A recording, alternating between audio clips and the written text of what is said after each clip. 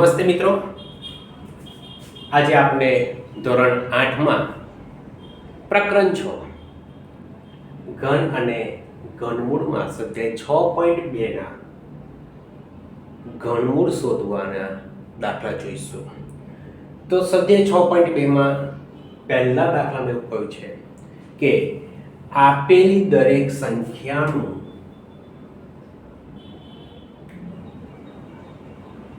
આપેલ દરેક સંખ્યાનું ઘનમૂળ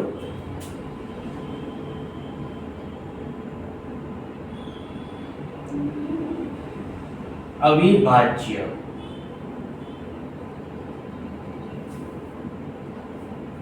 અવયવીકરણ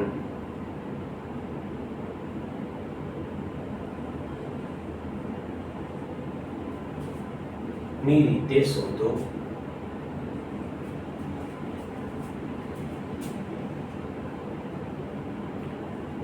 તો દાખલો શરૂ કરતા પહેલા મિત્રો પહેલા આપણે ચર્ચા કરશું અવિભાજ્ય સંખ્યા કોને કહેવાય. વિભાજ્ય, અવિભાજ્ય આ બધી સંખ્યાઓ તમે છઠ્ઠા ધોરણમાં શીખી ગયા છો. છતાં પણ આપણે એક વખત એનું પુનરાવર્તન કરી લઈએ કે અવિભાજ્ય સંખ્યા કોને કહેવાય. તો તમને એવું ખબર છે કે ભાઈ એક હું લઉં તો એકના અવયવ એટલે કે એક કયા ઘડિયામાં આવે તો એક એ એક એકુ એક આ સિવાય કોઈ ઘડિયામાં આવતા નથી. ત્યારબાદ બે ની ચર્ચા કરીએ તો બે કયા ઘડિયામાં આવે એક ગુણ્યા બે અને બીજું લખો તમે બે ગુણ્યા એક. તો એ તો 8મા ધોરણમાં આપણે ક્રમનો નિયમ સમજ્યા પહેલા જ પ્રકરણમાં કે 1 ગુણ્યા 2 કરો કે 2 ગુણ્યા 1 કરો, બંનેનો જવાબ સરખો જ આવે છે, બંને એક સરખી રકમ છે, એના સિવાય કોઈ બીજા અવયવ પડતા નથી. પછી 3 ની વાત કરીએ તો 1 ગુણ્યા 3 સેમ 3 એકો 3, અહીંયા પણ બીજા કોઈ અવયવ પડતા નથી.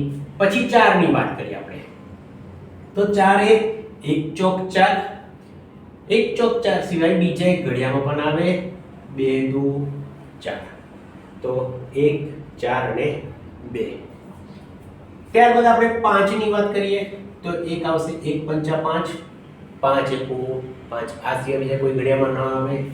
6 ની વાત કરીએ તો 1 6 6, 2 તરી 6. 7 ની વાત કરીએ તો 1 ગુણ્યા 7 આ સિવાય બીજા કોઈ ઘડિયામાં આવે નહીં. 8 ની વાત કરીએ તો 1 ગુણ્યા 8, 2 ચોક 8. તમને થાય કે 4 દુ 8, આ બંને એક જ સંખ્યા છે એટલે ફરીથી લખવાની નથી. 9 ની વાત કરીએ તો 1 ગુણ્યા 9, 3 તરી 9. 10, 1 ગુણ્યા 10, 2 ગુણ્યા 5. મિત્રો આ જ્યારે આપણે જોઈએ છીએ ત્યારે તમને અમુક સંખ્યાઓ એવી છે જેમ કે 2 એમાં ફક્ત 1 અને સંખ્યા પોતે, 1 અને સંખ્યા પોતે એમ બે જ અવયવ છે. 3 માં પણ જુઓ 1 અને સંખ્યા પોતે. 4 માં જુઓ 1 સંખ્યા પોતે અને બીજો એક અવયવ પણ છે, તેથી તેને અવિભાજ્ય કહેવાય નહીં, એને 2 કરતા વધારે અવયવ છે.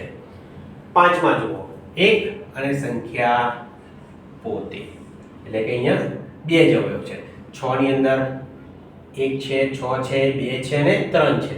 7 માં જુઓ 1 અને સંખ્યા પોતે, બાકીના બધામાં 2 કરતા વધારે અવયવ છે. તો અવિભાજ્ય સંખ્યા કોને કહેવાય?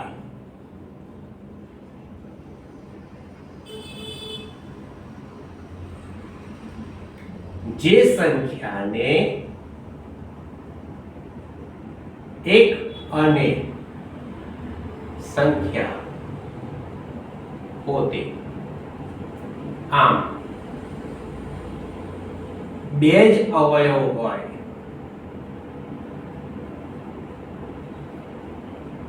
તે સંખ્યાને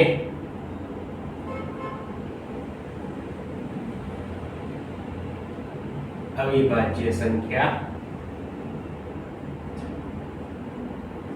કહે છે।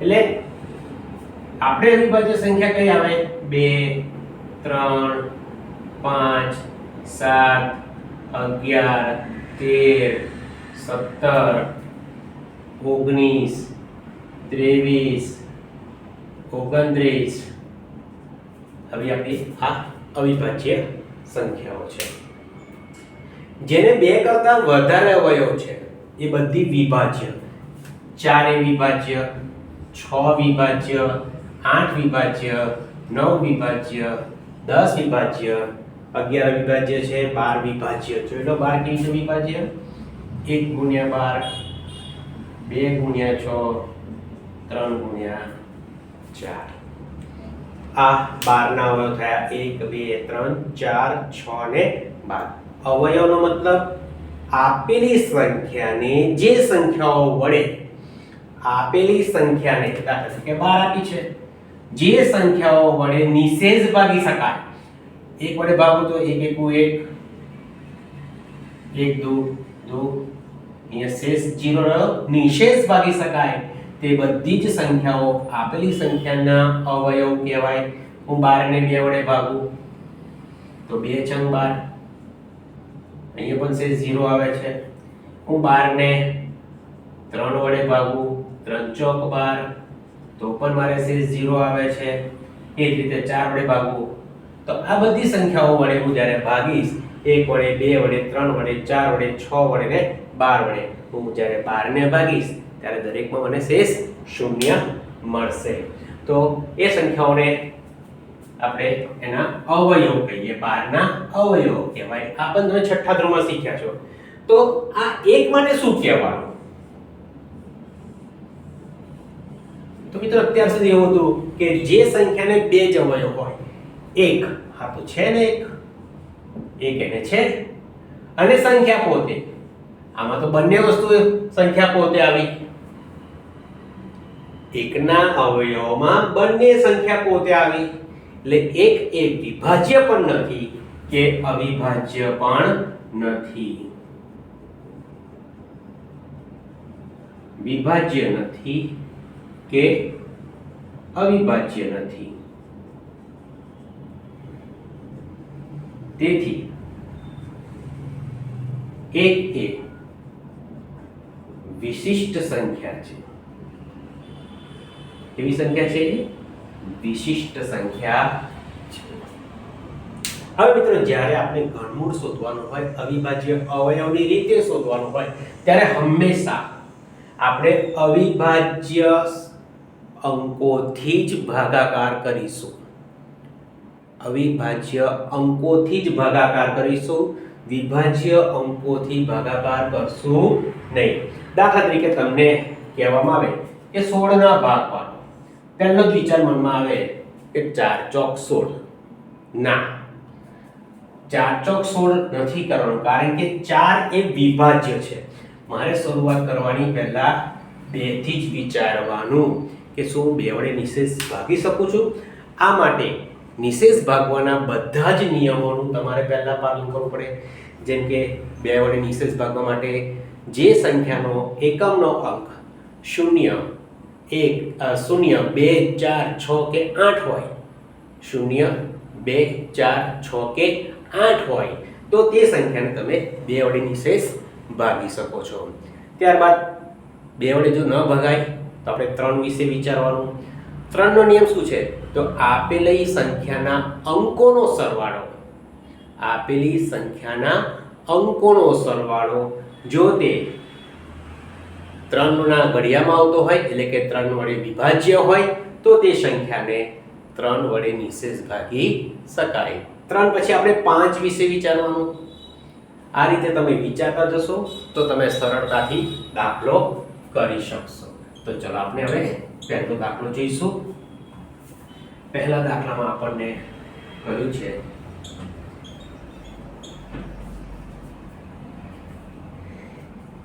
64 નું ઘનમૂળ મેળવો। 64 .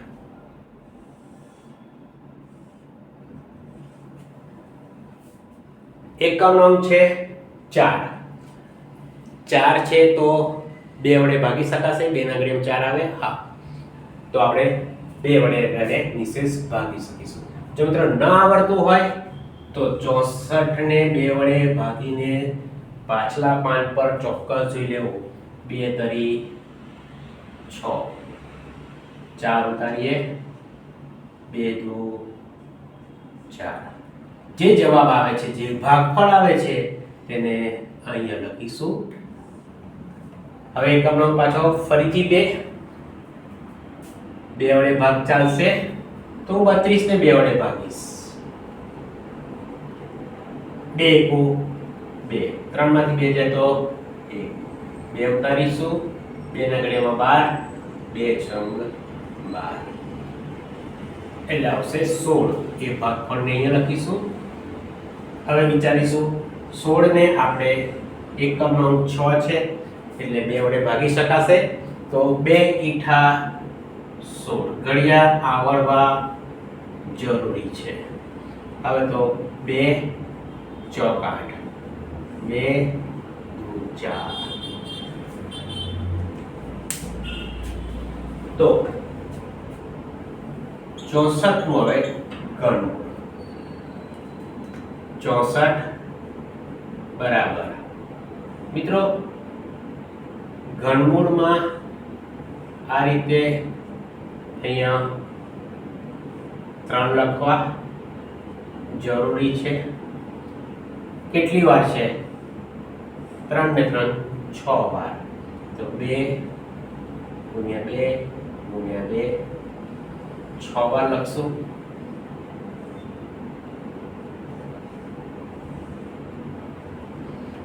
2 એ 3 વાર અને 2 એ 3 વાર. ઘાતાંકના નિયમોનો અમલ કરશું. 2 ની 3, 2 ની 3 આખાની કેટલી થશે? 3 ઘાત.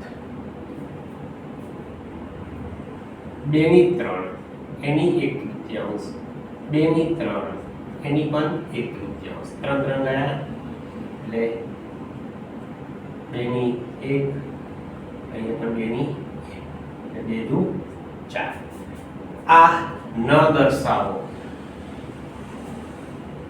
અને આપણે ડાયરેક્ટ લખીએ કે ભાઈ 2 ગુણ્યા 2 ની 3 એની 1/3 ઘાત અને આ 4 તો પણ ચાલે. આ રીતે દાખલો કરી શકાય. કરી લેશો.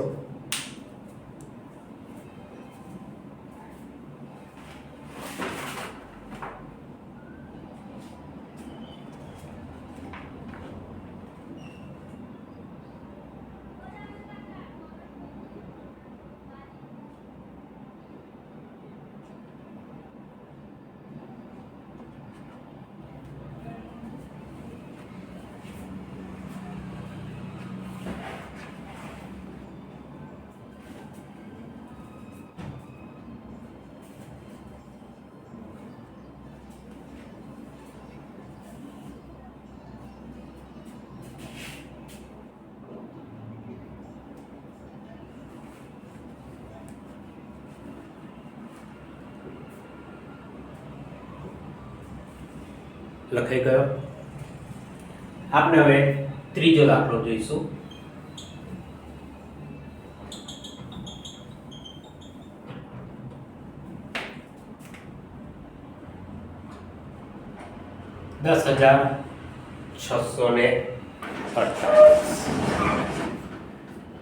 ફરીથી 10,648 ના આપણે અવિભાજ્ય અવયવ પાડીશું.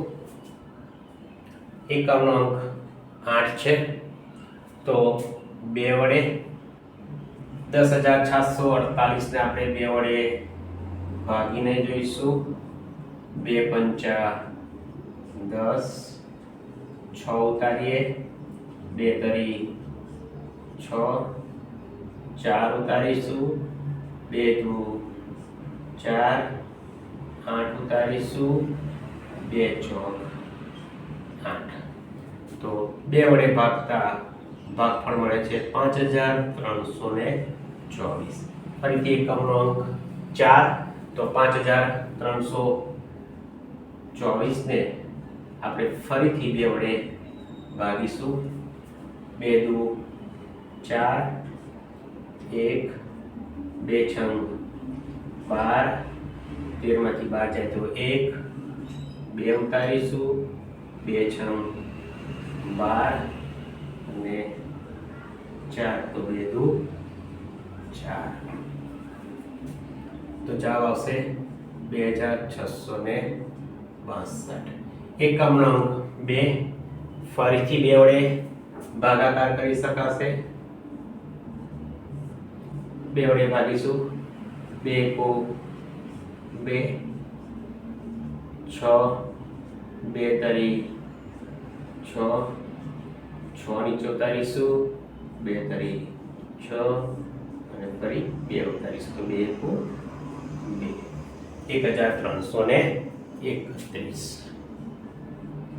મિત્રો, આવો જ્યારે દાખલો આવે ત્યારે આપણને ઘન અવશ્ય 15 સુધીના આવડતા હોય તો આપણા માટે આ દાખલો સરળ પડી જાય. હવે અહીંયા જોઈ શકીએ આપણે કે એકમનો અંક 1 છે એટલે 2 વડે ભાગાકાર થશે નહીં. 3 વડે વિચારીએ તો આપેલા અંકોનો સરવાળો 3 વડે નિશેષ ભાગી શકાય છે. તો આ 1331 માં 1 + 3 + 3 + 1 કરો. 3 ને 1 4, 4 ને 3 7, 7 ને 1 8. 3 ના ઘડિયામાં 8 આવતા નથી. ચલો 3 વડે નથી ચાલતો, 5 વડે ચાલી શકે. તો 5 નો નિયમ શું છે કે એકમનો અંક 0 અથવા 5 હોવો જોઈએ. તો અહીંયા તો 1 છે, 0 પણ નથી અને 5 પણ નથી એટલે 5 વડે પણ નહીં ચાલે. 7 નો નિયમ, તો 7 વડે આપણે ભાગાકાર કરી જોઈએ. જૂની ચોપડીમાં 7 નો નિયમ પણ આપેલો હતો પણ આપણામાં કોર્સમાં નથી.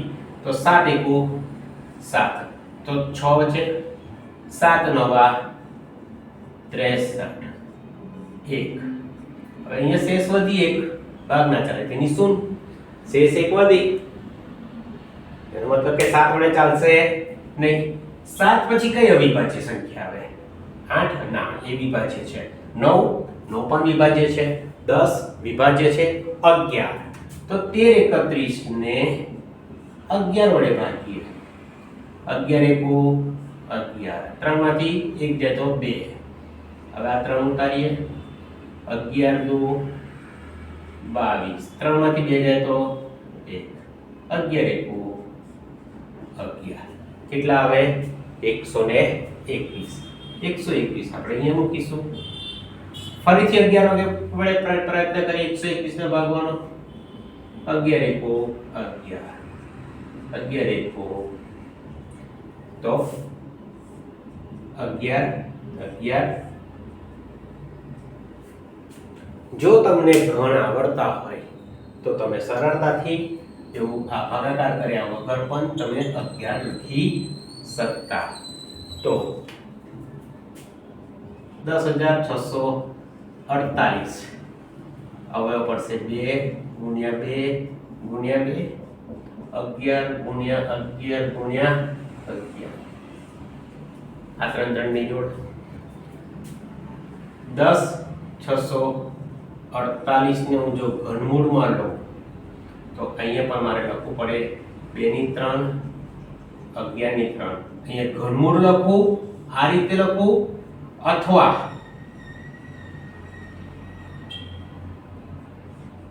2 ની 3 ગુણ્યા 11 ની 3 એની 1/3 ઘાત લખવું. બંને એક સરખું જ કહેવાય. તમારે એવું લાગે તો અહીંયા આ રીતે લખી દેવું 1/3 ઘાત. ત્યારબાદ 2 ગુણ્યા 11 ઘાત 12 લઈ લઈએ. ગયા તો 2 ગુણ્યા 11 એટલે 11 દુ 22. તો 10648 નું ઘનમૂળ કેટલું આવશે? 22. આ દરેકમાં માટેની નિશાની આવે.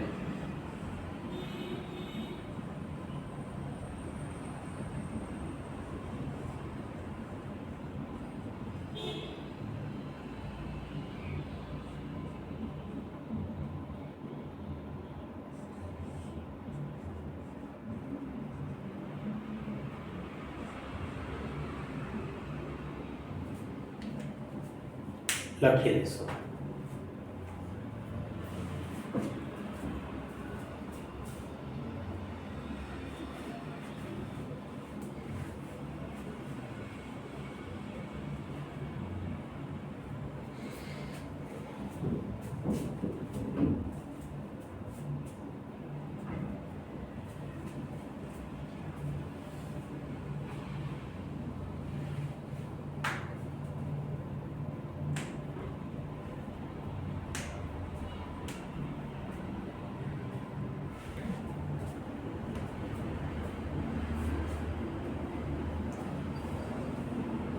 ન સમજ પડે તો પૂછશો.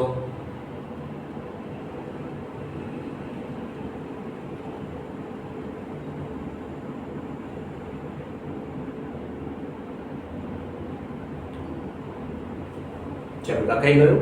હવે આપણે દાખલો જોઈશું પાંચમો.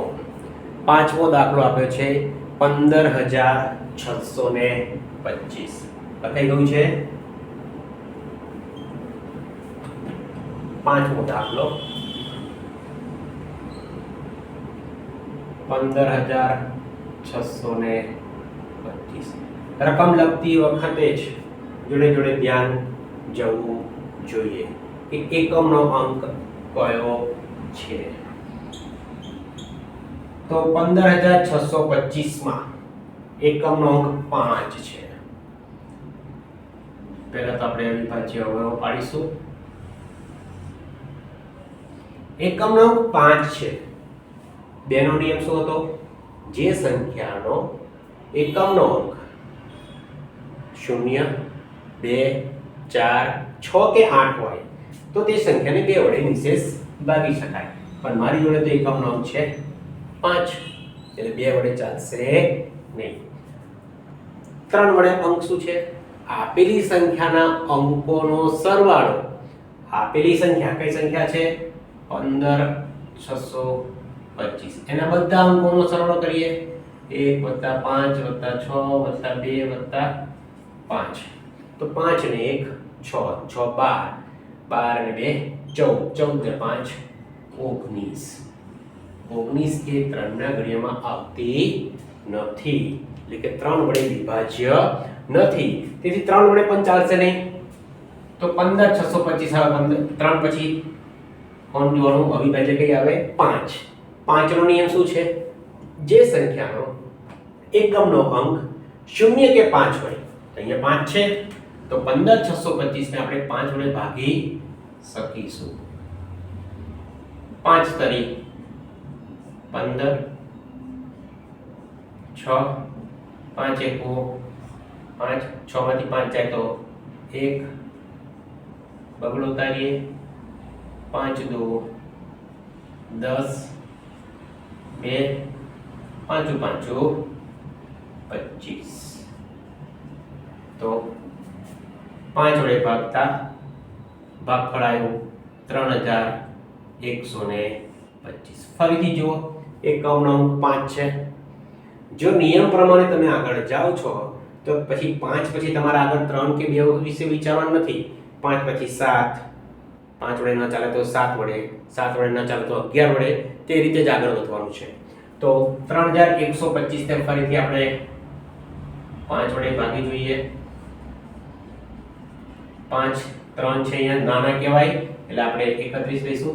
5 × 30. તો 1 માંથી 0 જાય તો 1, 3 માંથી 3 જાય તો 0. 5 × 2 = 10, 2 25 થયા. 5 × 5 = 25. તો 5 વડે હું ભાગીશ તો મને મળશે અહીંયા 625. હજુ પણ એકમનો અંક 5 છે. ફરીથી આપણે એને 5 વડે ભાગીશું. 625 ને અહીંયા 6. બહારની સંખ્યા નાની, અંદરની સંખ્યા મોટી. ભાગાકાર થશે 5 એકુ 5, 5 દુ 10, 10 વધી ગયા એટલે 5 એકુ 5. તો 6 માંથી 5 જાય તો 1, 2 ઉતારીશું. 5 દુ 10, 2, 5 ઉતારીશું. 5 × 5 = 25. એટલે 5 વડે ભાગતા જવાબ મળશે 125. ફરીથી 125 ને આપણે 5 વડે ભાગીશું તો 5 દુ 10, 2 5 5 25. તો 5 વડે ભાગીએ તો મળશે 25. 25 ને તો 5 વડે જ ભગાશે. આ બધા જ ભાગાકાર એવું લાગે તો પાછળ કરવા. હવે ઘનમૂળ શોધીશું.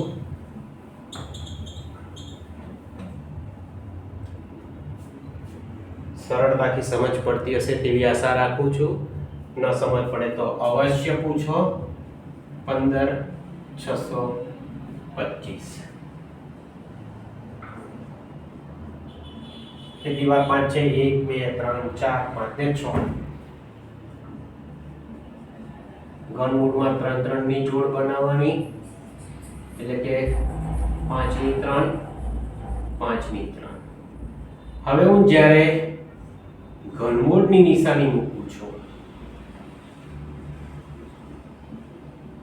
ત્યારે આપણે અહીંયા 5 ની 3 ગુણ્યા 5 ની 3 એની 1/3 ઘાત. આવું ના લખવું હોય તો ઘનમૂળમાં 5 ની 3 ગુણ્યા 5 ની 3 પણ તમે લખી શકો. બંને એક જ છે. જે લખવું હોય તે તમે લખી શકો. ત્યારબાદ 5 ગુણ્યા 5 એની 3 ઘાત બહાર લઈએ અને 1/3 ઘાત. તો અહીંયા થાય 3 3 ઉડી ગયા એટલે 5 ગુણ્યા 5.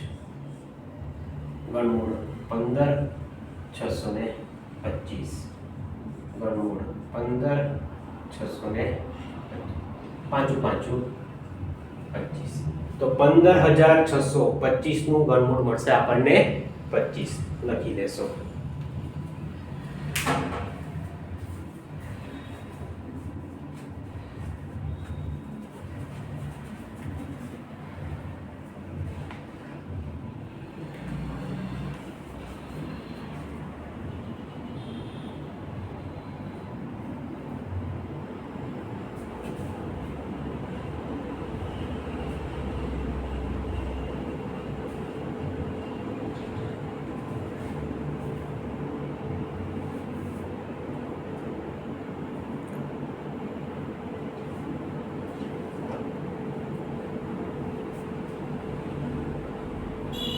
ચલો હવે આપણે જોઈશું સાતમો દાખલો.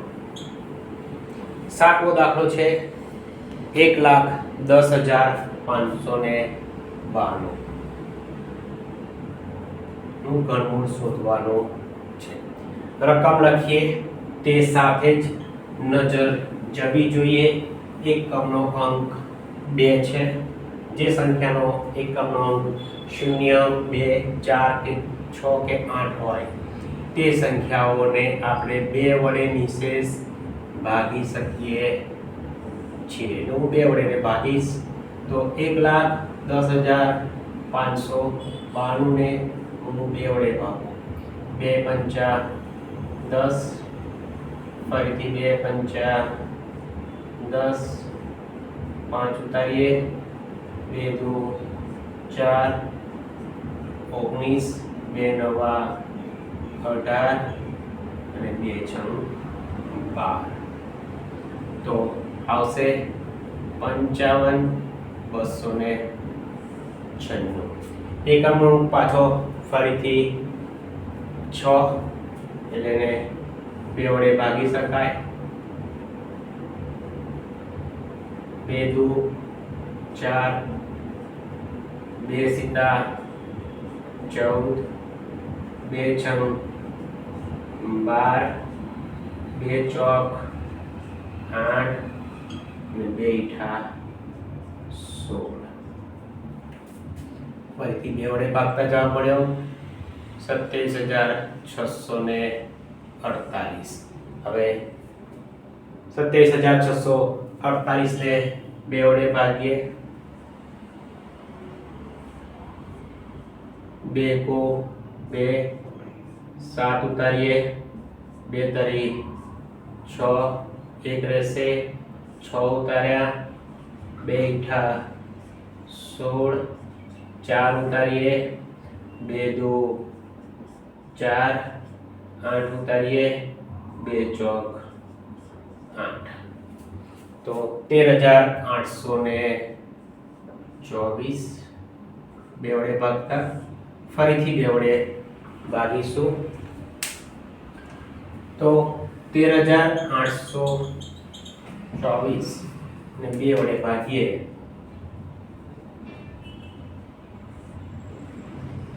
તો 2 છંગ 12, 2 નવા 18, 2 એકુ 2 અને 2 દુ 4, તો 6,912. ફરી એકમ અંક 2 આવ્યો. 6,912 ને આપણે 2 વડે ભાગીશું. 2 તરી 6, 9, 2 ચોક 8, 2 પંચા 10, 2 છંગ 12. 3,456. 3,456 ને આપણે ફરીથી 2 વડે ભાગીશું.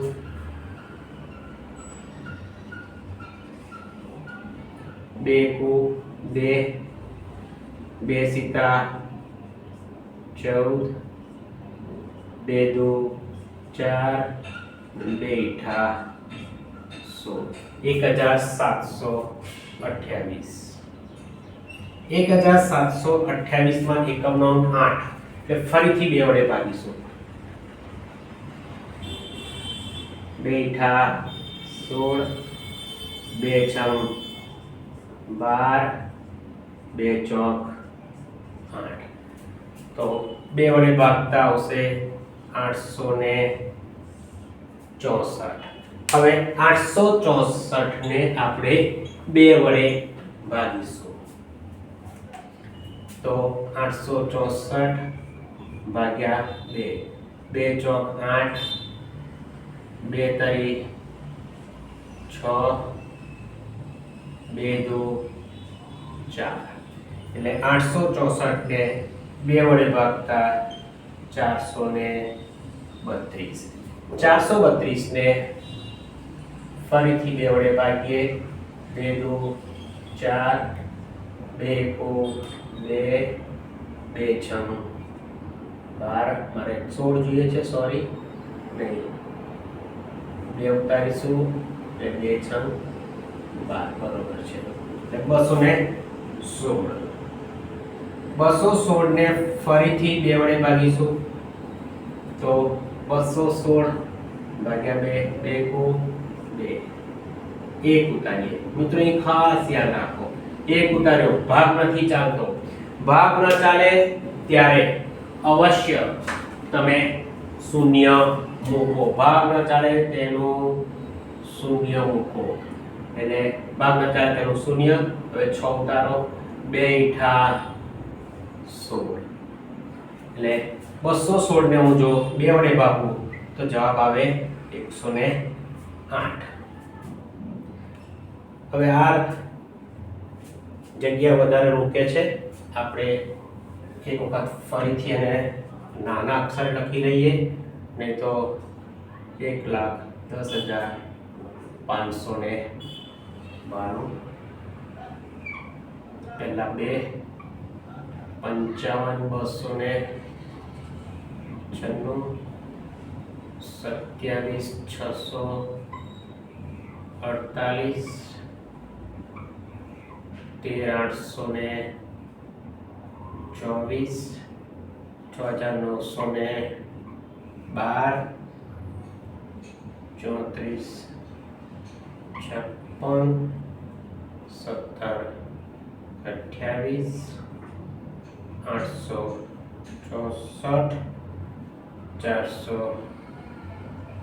432, 216,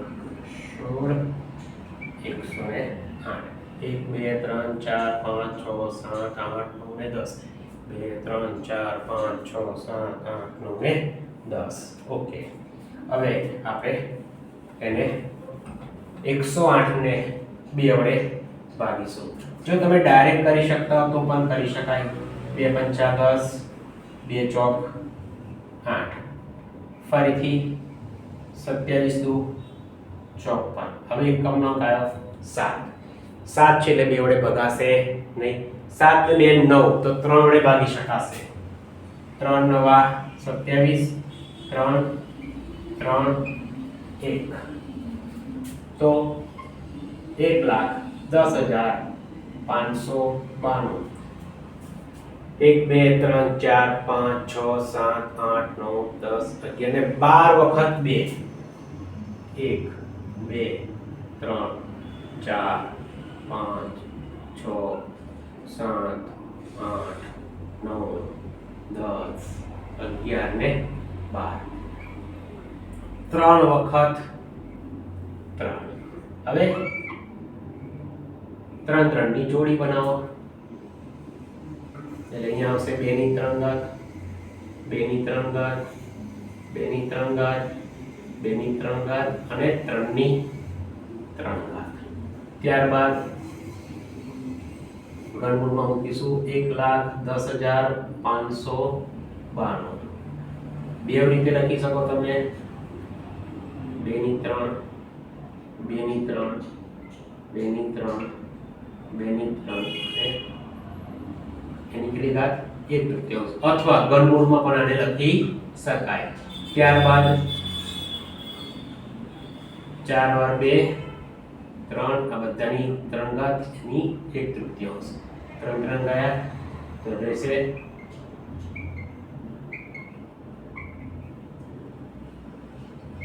1,10,592 નું ઘનમૂળ. 2 દુ 4, 4 દુ 8, 8 દુ 16, 16 દુ 32, 16 તરી 48. આપણો જવાબ આવશે 1,10,592 નું ઘનમૂળ પડશે આપણને 48. મિત્રો દાખલામાં સમજ પડી હશે. ન સમજ પડે તો અવશ્ય પૂછજો, લખી લેશો. Thank you.